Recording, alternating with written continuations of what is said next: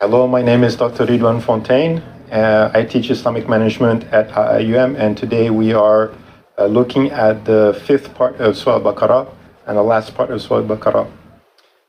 The ayat that we're going to look at is ayat 208, and the Arabic sounds يا أيها الذين آمنوا ادخلوا في السلم كافة ولا تتبعوا خطوات الشيطان إنه لكم عدو مبين. And the English translation is, "O those of you who believe, enter into Islam completely and do not follow the footsteps of Shaitan. Surely he is for you a sworn enemy or an open enemy." So I want to make a few comments. So basically what this ayat means is Shaitan is going to try to get you to pick and choose what you like from Islam. Right? So you have to take Islam as a whole. You cannot just pick and choose whatever you like.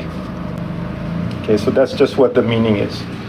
But just to come back to my approach as a lecturer, essentially I've been following the lectures of Numan Ali Khan. He is the one who has said this Surah Al-Baqarah is divided into these portions, and in this portion the central ayat is this, and I'm basically trying to follow what he said. And if you remember this section of Surah Al-Baqarah, there are a lot of rulings, a lot of legal rulings about marriage, about divorce, about this, about that, and blah, blah, blah. And yet, in this section, Allah subhanahu wa ta'ala tells us two things. One is, Shaitan is going to try to get you to do things which are haram. Right? That was the previous ayat that we looked at.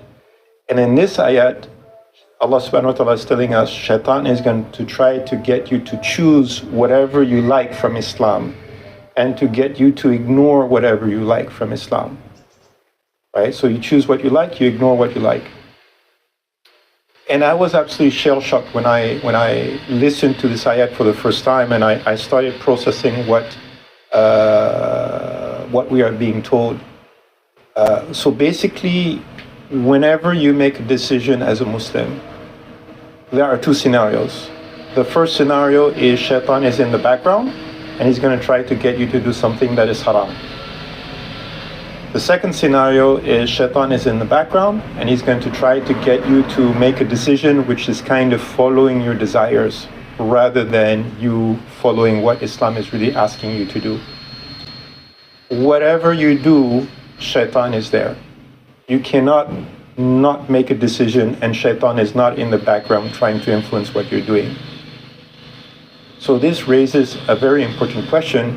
How do you make a decision without being influenced by Shaitan? And the simple answer to this long discussion is you get advice. So if you are making decisions quickly, you're making decisions alone, probably you will be biased. Well, not probably, you will be biased, that's for sure. But if you are going to make an important decision, you decide to talk to different people. It could be to people who are more experienced than you. It could be to friends who have got maybe more Islamic background than you, whatever. But you are going through a process where you're trying to make sure that whatever decision you're making is actually can be validated by other people. Now, if you only talk to your close friends and your close friends think the way you do, that doesn't count, because it's basically like they're going to say, yeah, whatever. They're just going to say yes. You need to be able to talk to people who are going to say, you know what you're saying or what you're thinking is maybe not appropriate. You need to think about this. You need to think about that. You have to kind of go through a process where you understand the pros and cons of your decisions. If you go through that kind of systematic process, then inshallah it is a lot easier for you to avoid the footsteps of Shaitan. Okay, so I just thought it was a really, really, really important observation that Allah subhanahu wa ta'ala is giving us. Now, the next video we are going to talk about how to deal with the problem of greed, and we will look at Ayat al-Kursi. I'll see you there. Thank you very much. Assalamu alaikum wa barakatuh.